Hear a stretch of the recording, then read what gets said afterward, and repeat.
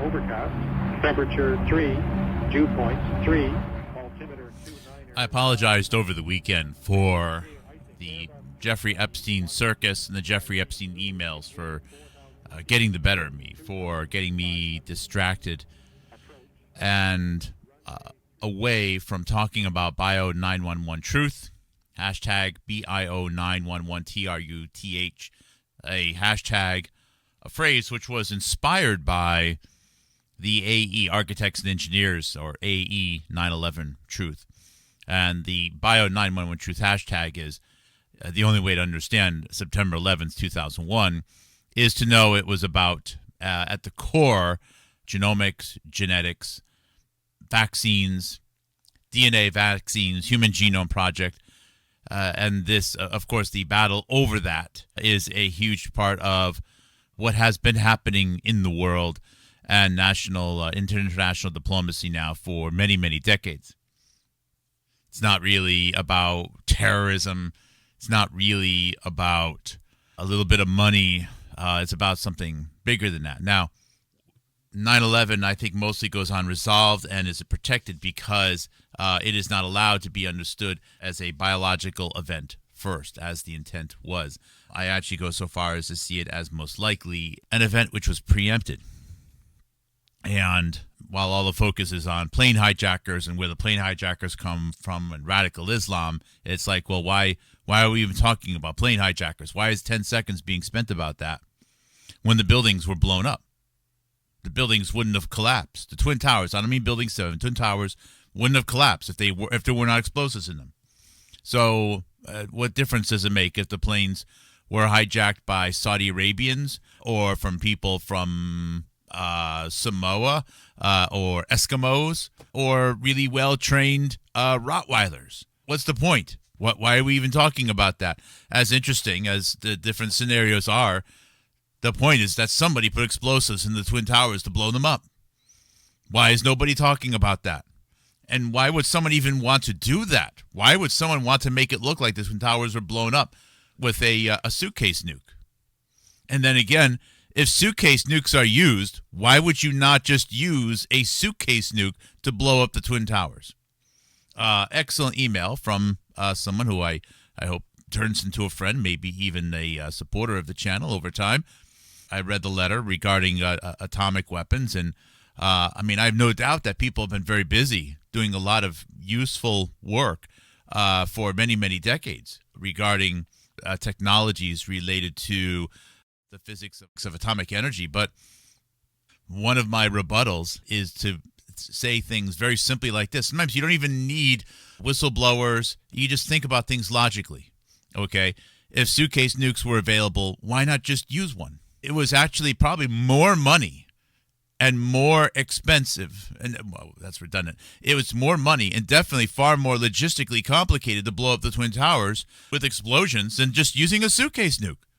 Please, I'm not saying that I would want one to be used, but if your rationale is, hey, we should blow up these Twin Towers or give the illusion that a terrorist used a suitcase nuke, why not just use a suitcase nuke?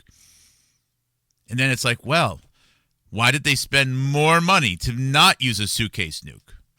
You keep asking the questions like, well, at some point, it's like maybe there are no suitcase nukes. Bio 911 Truth. If there was one pivot that I made in my program, one corner that was turned, that caused all hell to break loose, it was to use the word in the name of the nation of India. This is my challenge to you, okay? If you don't think I'm right, go to Candace Owens' video page. Search for India and see what you find. You'll find nothing. Here's another one, okay? Go to George Webb's page. Search for India, and you will find nothing. How is it that George Webb has never mentioned India? You'll find at least 50 to a couple hundred hits on Pakistan. India just doesn't exist. He interviewed an Indian girl once at a mall, and that's it. Go to Jason Verma. Just start searching around, and you'll notice a ridiculous absence of metadata or people talking about India. As a U.S.-focused we should be talking about U.S. first, and I encourage other countries to talk about their countries first. I would hope that people within India want to talk about an India first worldview. And people within each state in India should talk about their own state first. This is fine, but I've noticed, going back to what I said a little while ago, if there's one thing that really triggered people, I have several things which have really triggered people, it was bringing India into it. It was acknowledging that all the focus was on Pakistani hijackers. All the focus is on radical Islam. Almost nothing is thought of with respect to India. It's just kind of this side issue. The drug epidemic in the United States. I noticed a lot of via Tucker Carlson, 60 Minutes, CBS, CNN, Fox News. It was always China, China, China, China, China. I could see the seeds being dropped over the last several years. And I have no doubt that some components are made in China. But it's also was documented that components were coming out of India. And now we have the worst drug epidemic in the history of the United States of America over the last several years, causing a major decrease in life expectancy. And now we have an Indian national running the National Institutes of Health in the United States of America who will not acknowledge the opioid epidemic. Think about that. We have an Indian national running the National Institutes of Health whose sole job it is to oversee the health of the United States and notice things like dropping life expectancy, what's causing it. And he won't even mention the opioid epidemic. And he has now falsely attributed dropping life expectancy to chronic illness and viruses from China, with components of fentanyl coming from India. Can you imagine what an incredible conflict of interest that was? How could people not notice this? And of course, people don't notice it because I think a lot of the money to pay for podcasters comes from India or global interest, which realizes the power center of the future is India. That's where the population is. India right now, I think, is the second biggest purchaser of gold. Just the gold thing. Just the gold. How many podcast channels are promoting gold and gold exchange tradable funds, ETFs? Who loves gold? India. It's almost like let's pay podcasters to promote Americans to dump their money into something, which only helps the Indian economy even more. Not India's fault. I don't blame them. I blame Americans that sell out America. So, with that said, this is where the issue of Richard Verma and H-1B visas. I had at one point, I had to train someone to replace me. Can you imagine that? I think I was 32 years old. I had to train someone who was like 6 years younger than me, 8 years younger than me, I forget what it was, to do my job at a fraction of the cost with no security about what I was going to do next. Most 30-year-olds do not have the experience, the confidence to know that it's going to be okay. They'll figure it out. I was freaking out. That must have taken years off of my life, the stress. You know, we had a house. You know, I was the sole breadwinner at the time. Again, not India's fault, Americans' fault for selling out America. Okay, so let's play this video here that I did yesterday. It's a video short of Richard Verma. And good morning, Shimmer. Good morning, Christy. Good morning, Aaron. You're in for a little bit of a treat this morning, okay? I hope you guys have had some coffee. Here we go. This is one of the most important people that you may never have heard of. Richard Verma, born 1968. He's youngest of 5 children. His parents were born in India, and it's not clear if Richard Verma was born in Canada or India himself. He was raised in Johnstown, Pennsylvania, which is directly next to the Winberg Cancer Research Center, which is now officially known as the Patrick Chan Soon Chung Cancer Research Center. And he had a great working relationship with President Obama. He began his career in the United States Air Force as an Air Force judge advocate, serving on active duty from 1994 to 1998. In 2013, former United States Defense Secretary James Mattis thanked and complimented Richard Verma for the work that he did at the Windberg Cancer Research Center, which again is the only center that has a Center of Excellence relationship with the United States Army via Walter Reed. It also suggests a likelihood that Richard Verma worked with Dr. Robert Wallace Malone back in 1999, 2000, or 2001, as Robert Malone was appointed as the person in charge of setting up that research center, as well as training its first scientific director, Richard Somiari, from Nigeria. Richard Verma later served as a senior national security advisor to Senate Majority Leader Harry Reid from 2002 to 2007. In 2008, he was a member of the Commission of the Prevention of Weapon of Mass Destruction, Proliferation, and Terrorism, and co-authored in 2008 the book World at Risk. In 2009, after the inauguration of President Obama, he joined the State Department and became a Deputy Secretary of State for Management and Legislative Affairs under Hillary Clinton, working extensively with Uma Abedin. He made the gefilte fish email famous. He worked extensively with Harry Reid and Kerry regarding various nuclear deals. In September 2014, Obama nominated Richard Verma as the next U.S. ambassador to India.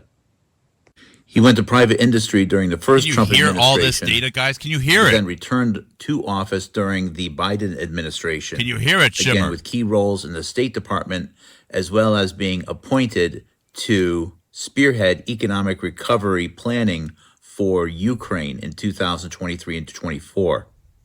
With India on track to have the world's largest population and the world's largest economy, overlooking Richard Verma's accomplishments and roles has been a great disservice for citizen media. So one person connects cancer research at a laboratory down the street from where Flight 93 crashed. One person connects Ukraine economic recovery. One person connects weapon sales to India. One person connects speaking out for India against Pakistan. One person connects the Hillary Clinton emails. One person connects of course, the United States relations with India. One person connects the Iran nuclear deal. One person connects the Indian nuclear deal. One person connects via Harry Reid. You're talking about one of the closest people to the Whittemore family of the Whittemore-Peterson Laboratory in Nevada, which is where Judy Mikovits did her work regarding chronic fatigue and XMRV. That's just the tip of the iceberg. Now, Richard Verma may be a very smooth operator. He really does have the best interests of the United States at heart, while also hoping for a role of really making the United States and India very successful partners. It's hard to understand what intents are, but he's all over the place here. But in this case, just his work since 2010 and later should put him on the radar of every citizen journalist worth their salt. And again, I challenge you. Go to a Jason Burmis, go to an InfoWars timeline, search for Richard Verma. They all miss him. Can you find him mentioned at least once in a Whitney Webb book? No. We're not talking a small player here.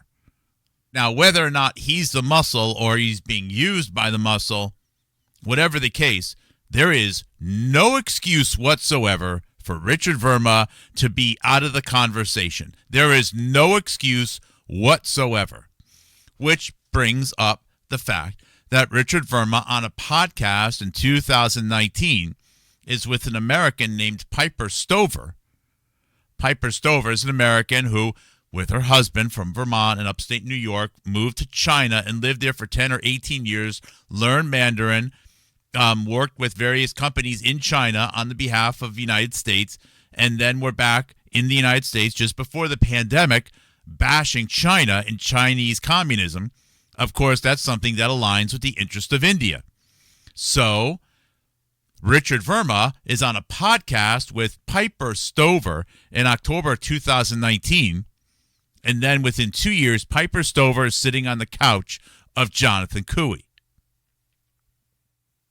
Did you get all that, Shimmer? Did you get all that, Christy? Did you get all that, Aaron? Did you get all that, Howard the Duck? Did you get all that, Jeff? Did you guys get all that?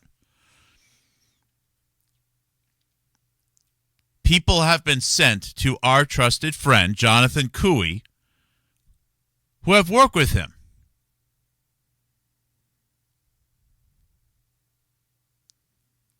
Now, how many remember someone named Regular Guy? You ever hear that? I had a very positive feeling about this Regular Guy for a while.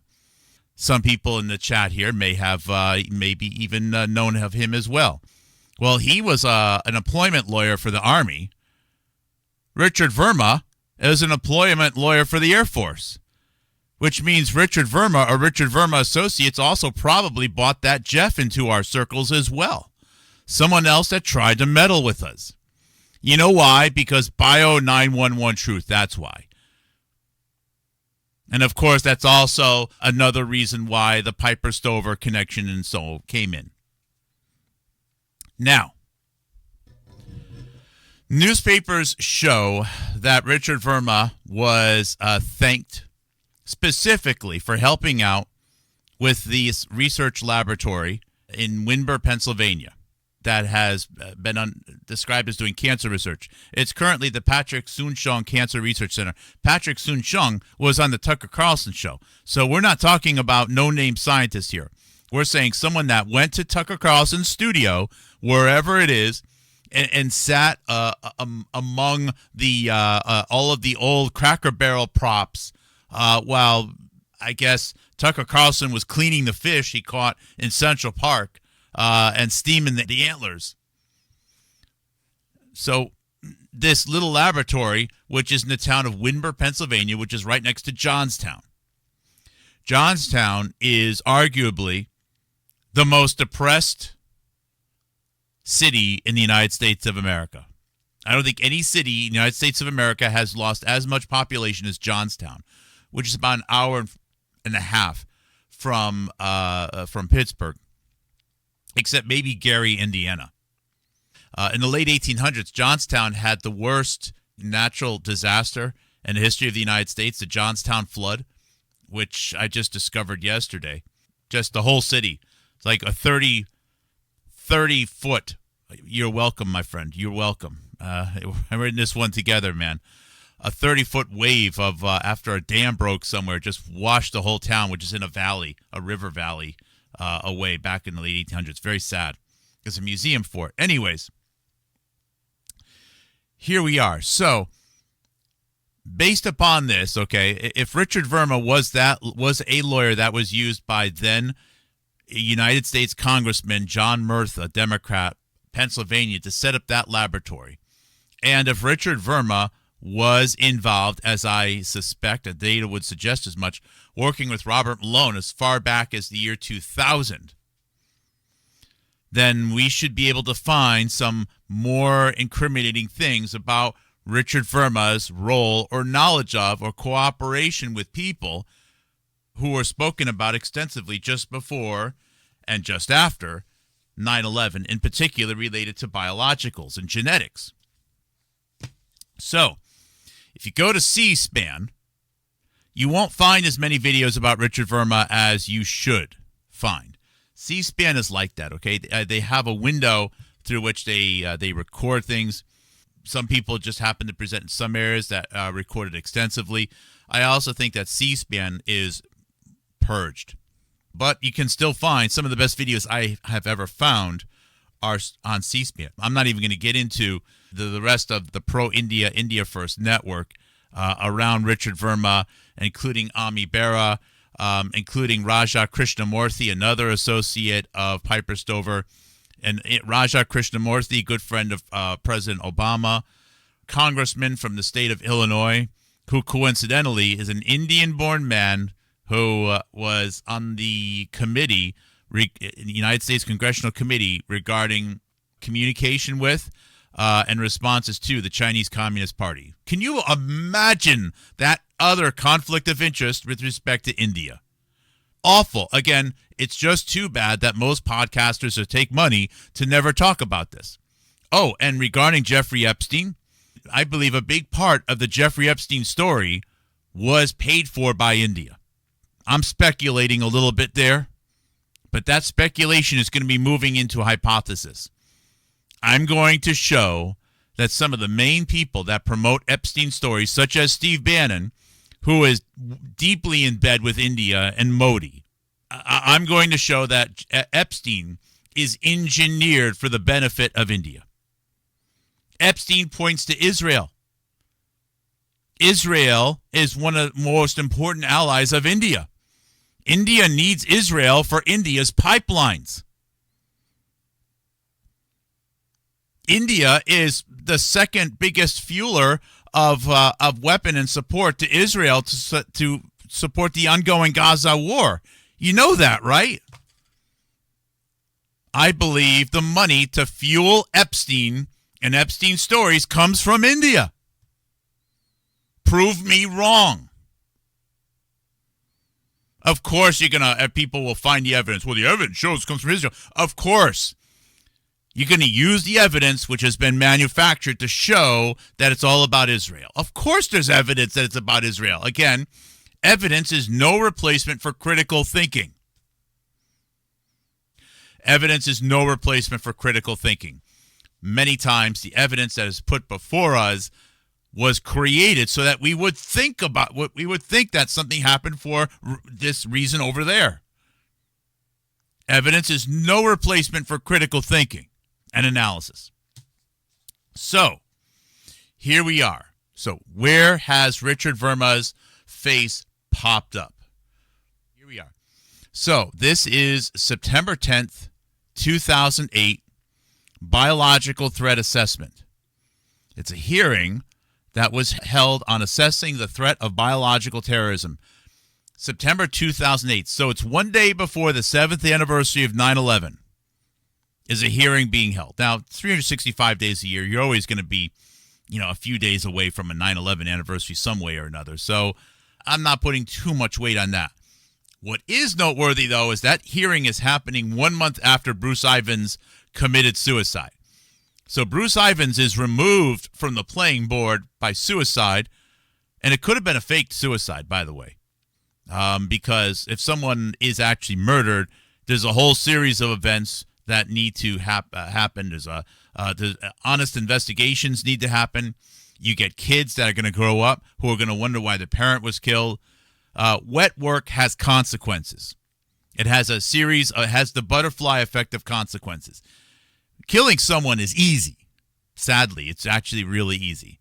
But getting away with it is almost impossible. It really is. So I think in many cases, wet work is performed. You want to fake a death. This way, the consequences, the ripple effects are controlled. He most likely was killed. But again, I'm open to the possibility that Bruce Ivins was simply put into protective custody for the rest of his life. So he's removed a month before this. So now I guess they solved the anthrax letters. So this is a hearing was held on assessing the threat of biological terrorism. Tom Brokaw, remember Tom Brokaw on 9/11, talked about the package containing anthrax that his assistant opened in 2001 and the cultural environment in New York that year. The bipartisan Congressional Commission on Prevention of Weapons of Mass Destruction, Proliferation, and Terrorism held its first public hearing on the danger posed by nuclear and biological terrorism in the Alexander Hamilton United States Customs House in New York City. Okay, glad you made it, Christy. So just as a refresher for Christy, this is 1 month after Bruce Ivins dies, whatever that was, and September 10th, 2008, biological threat assessment. And the two people on the panel are Tom Brokaw. Some cookies sweeten your holidays. Sorry about the commercial here. And I'm probably going to replay this whole video later on. But for the purposes of this discussion here, I want to focus on the last few minutes of it. News anchor Tom Brokaw. To understand that there is... And Margaret Hamburg. So Dr. Margaret Hamburg is spoken of extensively in the book Germs, that I think Peter Duke gave the biggest shit review ever to this book, Germs.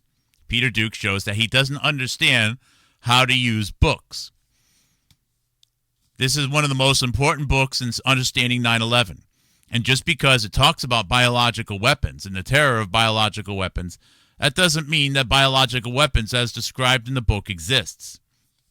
This is also one of the most important books in understanding 9/11 because it projects what's going to happen and doesn't really happen, as opposed to revisionist history and trying to clean up a story which didn't go according to plan, and then fill it with a bunch of nonsense.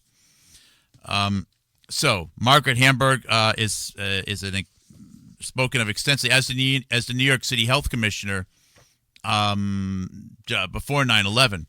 Now remember, Margaret Hamburg then goes on to become the director of the FDA for 8 years after Obama is elected in the fall of this year, 2008. Her primary job is personalized medicine. She makes she doesn't hide it at all. Margaret Hamburg is also handled by Joshua Lederberg. Joshua Lederberg wrote Margaret Hamburg's college letters to get her into Duke. Of course, she would have gotten anywhere. Margaret Hamburg's father is David Hamburg. David Hamburg is said to be by many the visionary and the real founder of the United States Defense Threat Reduction Agency, the DTRA, which we speak about so much. Fortunately, Jonathan Cooey of Giggle Home Biological talks about him a lot also. David Hamburg is some would say, among the top friends, lifelong friends of Joshua Lederberg. The next director of the Carnegie Institute, for like 12 years or so, was Margaret Hamburg's father, David Hamburg. The following director was a Armenian man and a very, very, very good ally of both the founder of Moderna and the Indian government, Vartan Gregorian. All of this is, so we have Tom Brokaw and Margaret Hamburg. All of this is brought to you while being interviewed by Richard Verma. So Richard Verma, who set up the Winburn Cancer Research Center, Richard Verma, who was probably working with Robert Malone, going all the way back to at least having met him in some capacity, 2000 and 2001, here in 2008, regarding a hearing about biological weapons and weapons of mass destruction, which really means, again, talking about, Human Genome Project and so on. He was pretty young here, okay, in 2008. Well, look, good guy, bad guy, I don't know. I imagine doing the stuff that he's done really takes the years out of you. He's been around since he looked young, yeah. To Giggle on Biological in the chat, he was an employment lawyer for the Air Force in the 1990s, in the early 1990s. He worked for Murtha in the 90s. He then did a small stint at the Winburn Cancer Research Center. He was then the National Security Advisor for Harry Reid from 2001 to 2006. Harry Reid is one of the primary names behind our nuclear deals. Harry Reid, of course, in Nevada. I think George Webb might even be there right now. So Harry Reid is a big part of the projected muscle of that. And of course, Harry Reid, Whittemore Peterson Institute, et cetera, et cetera. So Richard Verma is no doubt has already met with the Indian government by this time. We have photos of him in 2015. Of course, by then, he's the United States ambassador to India, working directly with Shashi Tharoor. Shashi Tharoor has mentions regarding was with Klaus Schwab and United Nations Director Kofi Annan in Manhattan on the morning of 9/11. I guess they were getting out of a cab together, and they watched a plane. They watched a plane fly into the buildings. So his network of people includes the person who set up the IT infrastructure in Windber Cancer Research Center, the only center of excellence for the United States military. His network of people includes the team from India and the United Nations that on the morning of 9/11 saw the buildings go into the towers. His network of people includes, of course, Prime Minister Modi, the rest of the Indian government, United States State Department, Hillary Clinton, Uma Abedin. Richard Verma is mentioned like between 100 to 800 times in the Hillary Clinton emails, yet somehow every single critical citizen journalist who says they're doing research worth their salt has never, ever done a video with his name in it. Consider that. Consider that. It's almost as if India pays for citizen journalism in the United States. It's almost as if India money is behind Jeffrey Epstein stories. It makes sense. The more I talk about India and Richard Verma, the louder people yell Epstein. It is almost a 100% correlation. And now that I see it, I can see why I was encouraged so much to focus. I was encouraged and baited to talk Epstein over the last couple of weeks. It's the distraction. It's the please be mad at Jews in Israel. Please look over here. Please don't even think about India. Please just look at Israel. So let's listen to what he says here. Now, it's not necessarily an incredibly like, wow, I can't believe he said that a moment, okay? It's just the fact that of the few opportunities we have to see Richard Verma in 2008, he's talking to someone whose college letter was written by Joshua Lederberg. Again, another name that nobody will ever mention. Impossible coincidence. And incredibly valuable metadata. That work with to scientific community to reduce risks in ways that will be meaningful but not cumbersome. How do you see bringing stewards from I'm going to skip over to where Richard Verma asks the question. Will improve, and it is important. That's the extreme, but in many ways, some of the present rules and regulations, some of the existing legal framework is disturbing to many scientists who feel that what it's effectively doing is just making it harder and harder to do research in the biodefense arena or with certain September 10th, 2008 again. Pathogens, but it's not actually serving to make science safer, because it certainly is not a guns and guards kind of solution. Thank you, Madam Commissioner. Commissioner Verma. I know our time is short, so I'll be very brief, and just one question for Dr. Hamburg and one question for Mr. Brokaw. Dr. Hamburg, there is a lot that we can and still should do in the area of regulation and international cooperation and new rules and greater oversight, but a lot of what can be done in this bio area can be done by the scientists themselves, and it requires a culture of responsibility and an ethos. For example, intelligence gathering in this area is extremely difficult because it's often the programs are so compartmented and there's only a few people working on it, and you rely upon other scientists to basically report upon suspicious behavior or come forward with some details that the law enforcement community needs. Is the science community there? Are they ready to take on that responsibility? And if not, how do we get them there? I think there's increasing recognition on both sides, the scientific community and the intelligence community, of the need for greater partnership and it's coming along slowly. It certainly is at a much better place than it was when I first started working in this area. I think that they have met each other before. But you have very different professional cultures, very different ways of doing things, and frankly, considerable suspicion and misunderstanding about the ways in which these different communities work.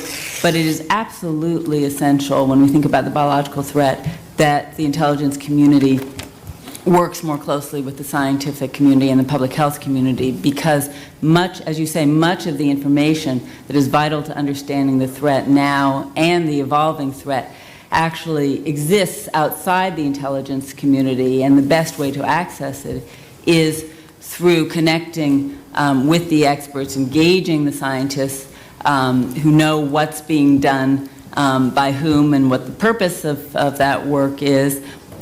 You also need much greater scientific expertise in order to analyze much of the information that comes into the intelligence community, to both collect and analyze.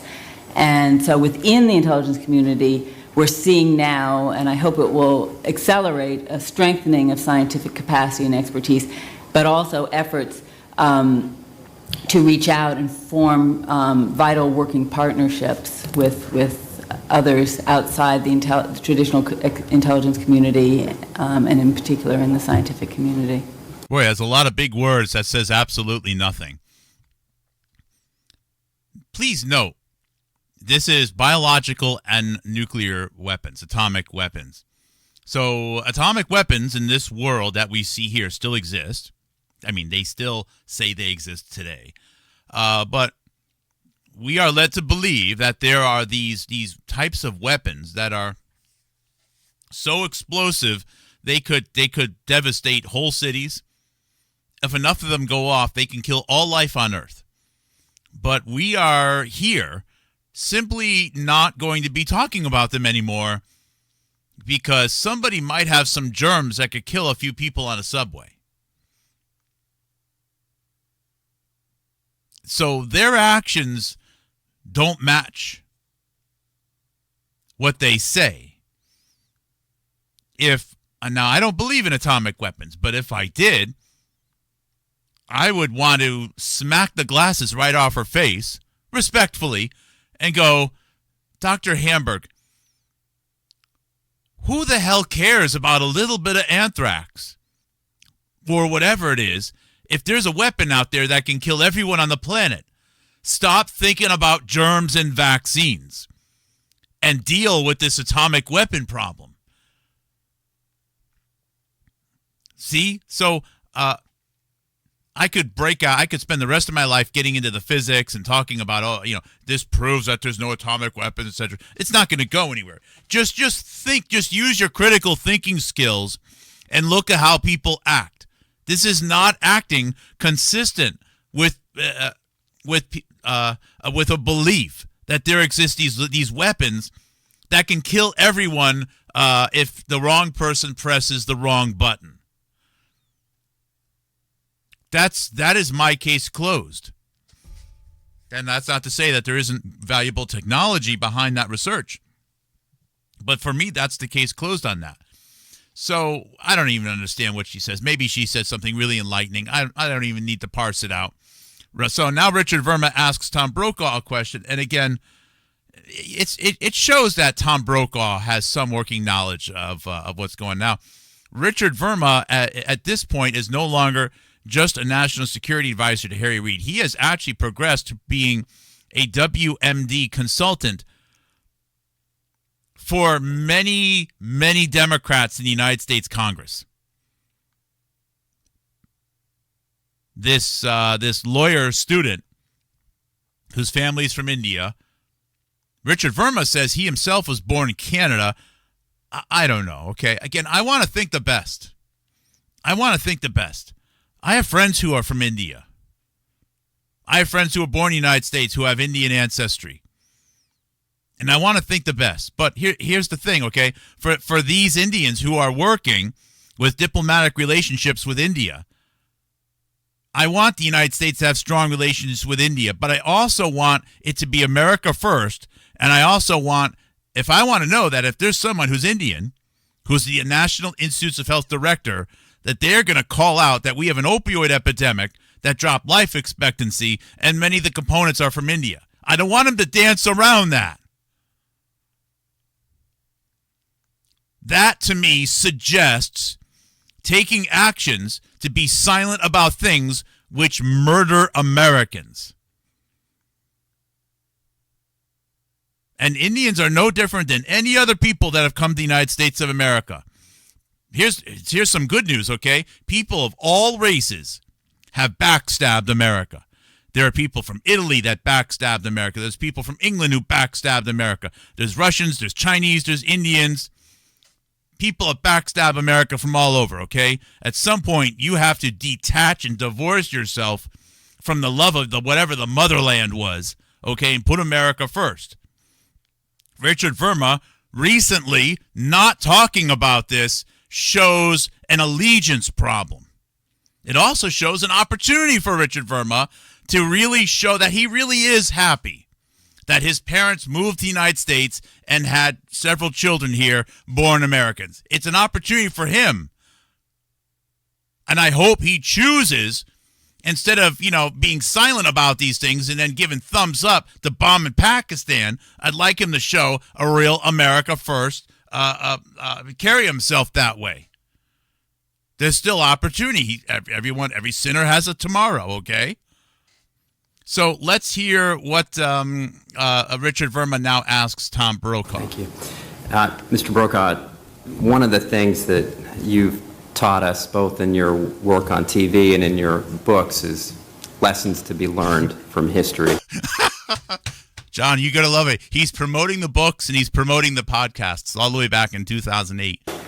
And your books on the greatest generation were a gift to this generation and future generations about the sacrifice and the service and what went wrong and what went right during that critical. For the purposes of someone in the chat, I'm glad you're here because I'm going to pull up a photo that is very, very important, okay? Let's see here. You've seen this photo, right? This is a photo of, here we got Tom Brokaw in the middle. We have Bill Gates' father behind him, Ted Turner. Here is Anthony Fauci. This is Judy Woodruff. In the front, we have three elderly ladies who are all involved in financing HIV and AIDS research. There's George Soros. The black woman is the head of the IMF. There is Barbara Walters, Parsons, who's some big money behind Obama, by the way.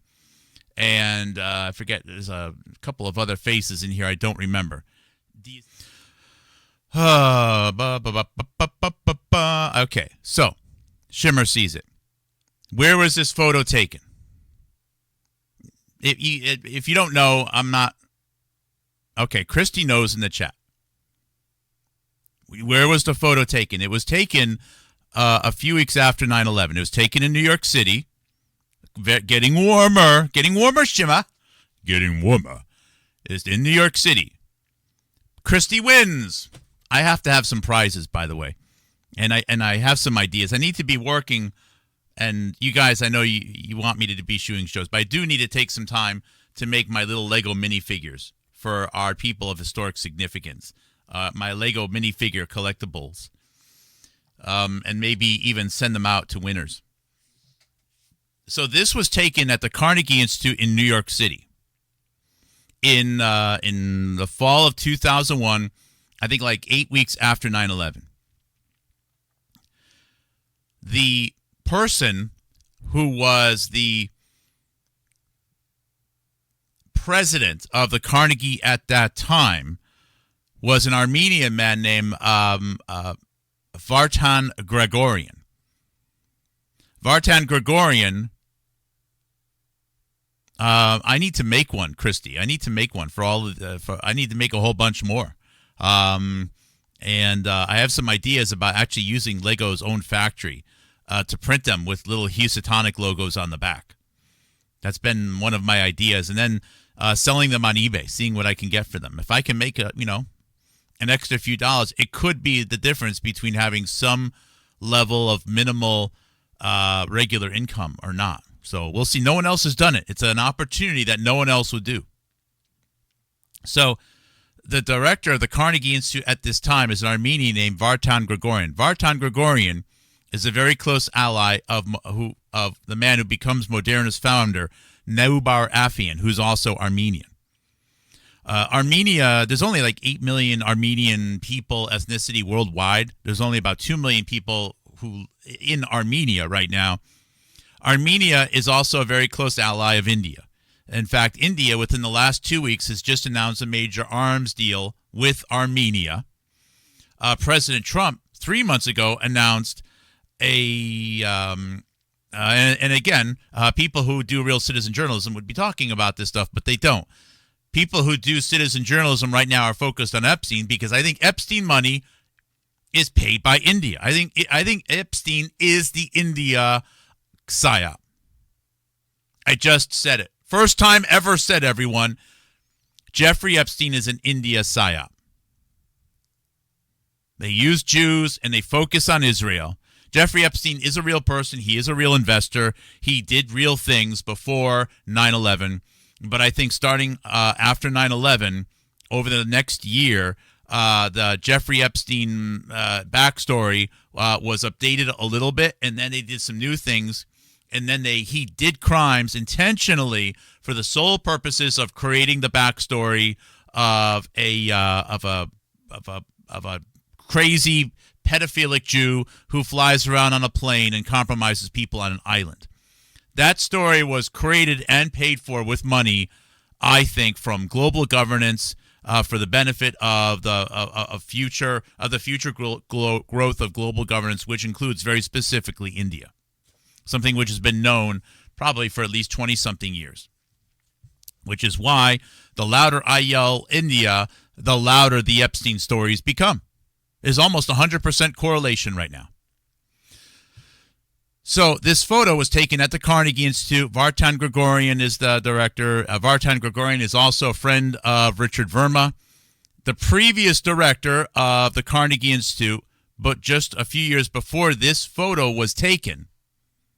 Okay, the previous director was Margaret Hamburg's father. So Margaret Hamburg is so deep into this that her dad, for 10 to 12 years, was the director of the Carnegie Institute where this photo was taken. This is not just some random photo. You know, they all bumped into each other one day at the Olive Garden, and they said, "Hey, let's do a photo while we're all together." My darker interpretation is that this photo is taken at this event because this event was planned long enough in advance that it was meant to be the last event before a biological terror attack, and then eventually a nuke hit the Twin Towers either on Thanksgiving or Christmas of 2001. So this photo here, people are not really happy in this photo, okay? And I think it's because the plan to use the U.S. military for experimental DNA vaccine didn't happen because of the events were preempted. Margaret Hamburg, I think I was pretty well aware of this. Now, I suspect Margaret Hamburg's relationship with Joshua Lederberg went south. Joshua Lederberg made a decision to ally himself with really more with the U.S. military than I think many other scientists did. So just same, in this world of intelligence, people just don't tell each other to F off when events happen. Okay, and there could be several other levels to this as well. If Joshua Lederberg was the devout Zionist that I think he was, that would mean that he would also have known all the way back in 2001 that if Lederberg was doing something for the benefit of Israel, which I think he partially was, with his allegiance with the U.S. military, he must have also known that ultimately that was going to be for the benefit of India. Lederberg must have known. He must have known back in 2001. they shoot horses, don't they? I don't know. I don't know who they shoot. I don't know what that. I have to say, I don't know. What that is a reference to, Christy. So, let's listen to what Tom Brokaw says right now in this hearing. Scientific expertise in order to analyze. One of the things that you've taught us, both in your work on TV and in your books, is lessons to be learned from history. And your books on the greatest generation were a gift to this generation and future generations about the sacrifice and the service and what went wrong and what went right during that critical period. On the eve of this 7th anniversary of 9/11, as you look back over these 7 years, both since... Remember, Tom Brokaw received the letters. It was one of Tom Brokaw's assistants who died from an anthrax letter. One of the other people who received the hoax anthrax letter was Judith Miller, who wrote the September 9th, 2001 Germs book. That's amazing. Attack on the country and the anthrax attacks, and living in this new era of terrorism. What are the lessons from this period for future generations? What have we done right? What have we done wrong? I know it's a big question. Why is he smiling? He's smiling. Now, the narrative of 9/11 is that we had hijackers who killed thousands of people by hijacking planes. Radical Muslims were also led to believe that the knowledge that there were radical Muslims who were going to hijack planes and kill thousands of people was already known by the U.S. military bad, and they let it happen because they wanted to sell more weapons to get involved in more wars or something like that. Again, for the benefit of Israel. Also was the benefit of India, by the way. The United States blamed the radical Islam on Afghanistan and Pakistan. Think of how convenient that was for India and their long-term, I should say, since all the borders were redrawn, struggle against Islam and Pakistan. Isn't that rather remarkable? How we say that all the people related to the Hillary Clinton emails are Pakistani. Never mentioned the Indian component. Why is he smiling here? The anthrax component killed very few people. Very few people. Why are we talking about it? It's basically 2 days worth of car accidents. Why are we talking about it? But we're talking about it because of nukes. But there were no nukes on 9/11. They said there were going to be nukes, but there were no nukes. No nukes. So we have to have the elevated security because of nukes. But then once we get in there, we're just going to talk about some germs and vaccines and genetics. But the Why is he interested in your smiling? views on what it is future generations are going to take from this period. Thank you for the opportunity to allow me to wander into a political minefield.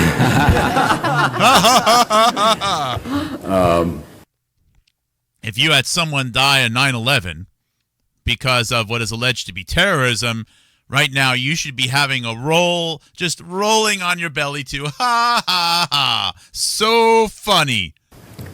I suppose the strongest feeling that I have for the last 7 years is that the attack here in New York City in many ways congealed America. It brought us all together again in a way that we had been divided up. I wrote another book called Boom about the 60s. One of the consequences of the 60s is that we became a very fractured nation culturally, politically, and otherwise, with lots of interest groups bumping up against other interest groups. But if you hit the rewind tape on your memory of 9/11, we were all in this together, and what does it mean? And there's been a kind of drifting apart again, it seems to me. And I'm not talking about this presidential race. I spent a lot of time in this country, out across the hinterlands. I grew up in the Great Plains. I spent a lot of time in the Rocky Mountain West, and just the nature of what I do, I'm in the Southwest and the Deep South. And there's kind of regional interest in play. And I think one of the lessons that we all have to have is that the great success of our society and our nation and our system of government is that this immigrant nation has always been more than the sum of its parts for all of its considerable power. And we need to think again about that, and it has application to this threat. And we also have to remind ourselves that we live on a much more crowded planet that's much smaller now, and that we have an interaction that is required of us with cultures that we've not had in the past. I spent a lot of time going around the world. There's an enormous affection for the American dream, but there is a rising level of hostility as well about our presumptuousness. And so I think those are things that we have to address, and that I would hope that would come out of all of this. I could go on at much greater length because I've written about it some as well, but I think that a big part of what we're dealing with, frankly, is that we have to have a much more imaginative approach to cultural understanding than we have had, that we've got to work harder at it. If it were left to me, one of the things that I would do is I would develop what I call the diplomatic special forces. We've got the finest military special forces in the world. I would create the diplomatic special forces that would be Peace Corps plus. I would take adventurous young people who want to serve their country, and there are an untold number of them out there. One more Richard Verma video to show after this. Training, pay them a premium salary, and let them work on hearts and minds and creating the bridges that are going to be required for us to all go forward. Look, everybody who saw the opening of the Olympics, I think it was a real attention getter for this country in a lot of ways. We're competing in a different environment than we were just 20 years ago. Thank you. Mr. Brokaw, Dr. Hamburg, thank you very much. Okay, so we got one more video to show. Let me stretch my neck, just play a little bit of intro. It is November 18th, 2025. Mark Kulak, Houstonic.live. Jeffrey Epstein is a hoax brought to you by India and global governance.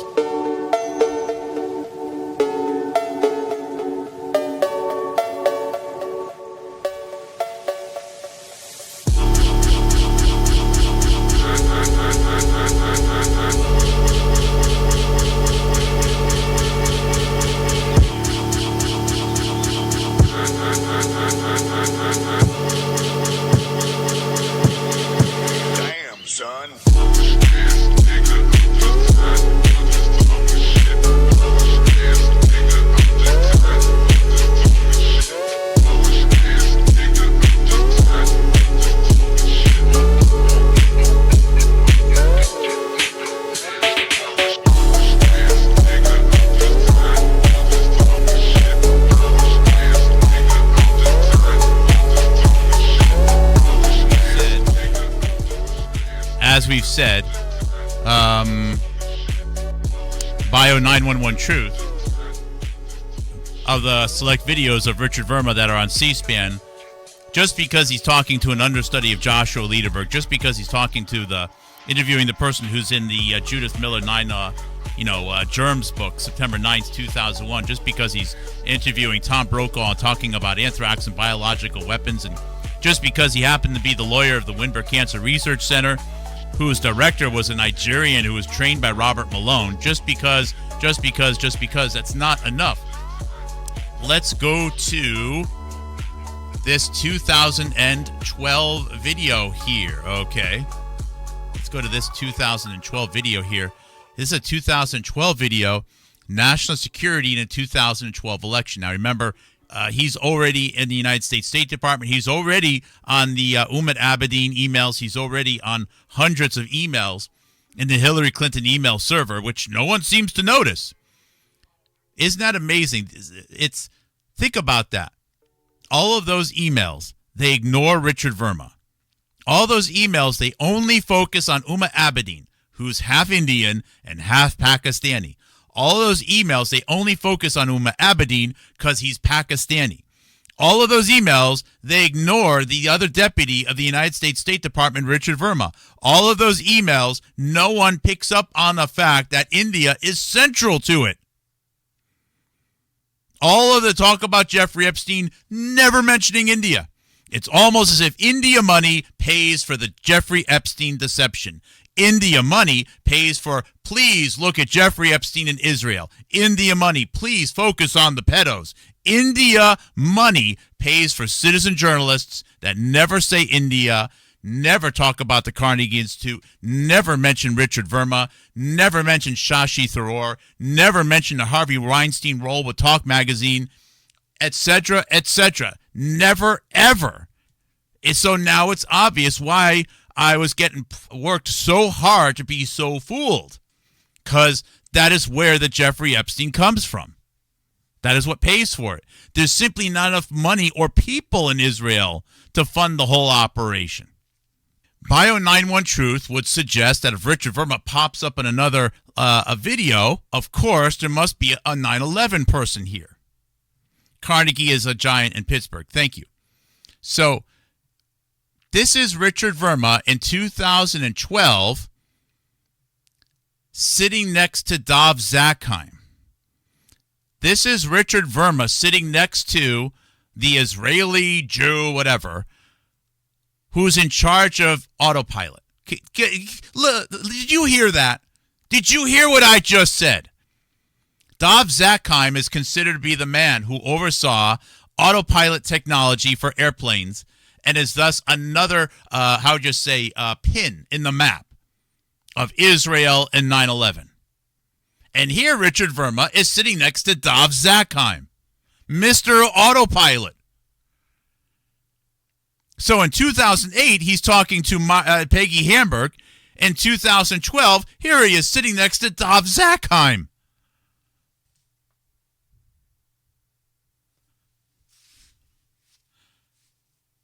Bio 911 Truth. Bio 911 Truth.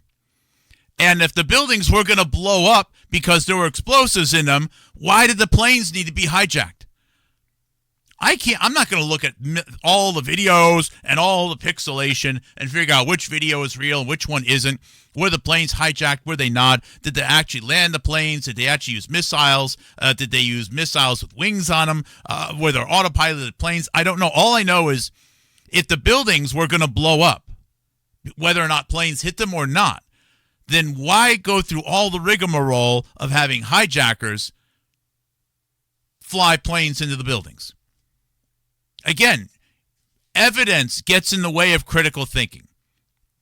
People are misled by having evidence shoved in front of them. This is not to say that evidence doesn't matter. This isn't to say to ignore plain truths that are in front of you. What it means is evidence is no substitute for critical thinking. And in many cases, one of the reasons how people are led to not using critical thinking skills is by having evidence shoved into their eyeballs so hard that it hurts the pupils. Your eyeballs hurt from the pressure of all the evidence that is being pushed out there by truth tellers. It hurts so much that you can't think. You need evidence to understand what to think, to guide your thoughts. But at the same time, be very wary when there is a lot of people pushing a lot of evidence into your eyeballs with a lot of energy, because they don't want you to think. They want you blinded by evidence. Evidence can be used to hide the truth. It's very counterintuitive, I know. Dov Zakheim, autopilot, right here, Richard Verma. I don't think I need to even watch the whole thing. Matter of fact, I may not watch it at all. You can watch it on yourself. Peter Bergen, not to be confused with Peter Bregan, is there. And Richard Fontaine, I've looked at him before. That's enough, okay? I think that's enough to get the point across. That's enough to get the point across. I won't live long enough. That's not to say I'm feeling I'm under threat or anything, to collect all the evidence about Richard Verma. The point, though, is that you have been misled by not having Richard Verma part of your regular conversation. Now, that's not to say that Richard Verma is the brains behind everything that's happening, nor am I saying that he doesn't have brains. I think he's plenty educated and capable enough, okay? And again, I've said this about other people. This thing that's happening here is way bigger than Richard Verma. If Richard Verma was never born, God rest his soul, okay? I don't mean this in a mean way. All of these things would have happened. It just so happened, maybe a little bit differently, but it just so happened that Richard Verma someone sent me a really cool clip lately. Fate chooses us. We don't choose our fate. Fate chooses us. There was a desire to have someone like Richard Verma in a particular place, generally speaking, with a particular set of skills, with a particular set of, maybe ancestry or desires or ambitions, and he filled the role. Someone else would have filled the role if it wasn't for him. This is not about him. This is not, the world went one way, but it went another way because of Richard Verma. Please, okay? And he has to deal with his choices. But as an American, okay, yeah, it's pretty cool. His parents moved here, but I've had family in the United States before the Constitution was even signed. Before, in some areas, some ways, I've had some ancestors here before there were even Columbus even landed. So I view this area as very passionately, and I don't know. Now I'm just totally getting off the rails here. It's no hard feelings. It's no hard feelings, I guess. But understand where I'm coming from with this. And it's an opportunity for Richard Verma, if he were to ever hear this, or his network to ever hear this, to understand that maybe having an Indian national running the National Institutes of Health, ignoring the opioid epidemic, while many of the components of fentanyl come from India, killing Americans, a data that they use to suggest it's a deadly novel virus from China, maybe that makes Americans have a very negative and critical and untrusting view of India. Maybe in order for American relations with India to flourish, we should flush that mother out. Maybe. Maybe. That is my message to you, Richard Verma. You want U.S. relations with India to succeed? Get Jayanta Bhattacharya the F out of the NIH and put a real American into that role who will do justice for real Americans. Call that out. Call out Ami Bera's lies in 2019 regarding the pandemic. Call out the lies that have been seeded about China being the source of some pandemic virus. You want to help U.S. relations with India? You know what? I would love that too. I want the U.S. to have great relations with everyone. We're on the same page. But call out those lies and put some Americans. Matter of fact, I have a good friend in Pittsburgh. In the Pittsburgh area, that would be the ultimate NIH director. And I promise you, that person would be overjoyed to also, after America is helped and America is put first, to pursue great relations with India. I promise you. But you have to do that. So, my show today, stop listening to the lies and the misdirection of other citizen journalists. I think I finally cracked where the money for Epstein comes from. Thank you, everyone. Thank you. Take care. God bless. Thank you for your support. Thank you for your trust.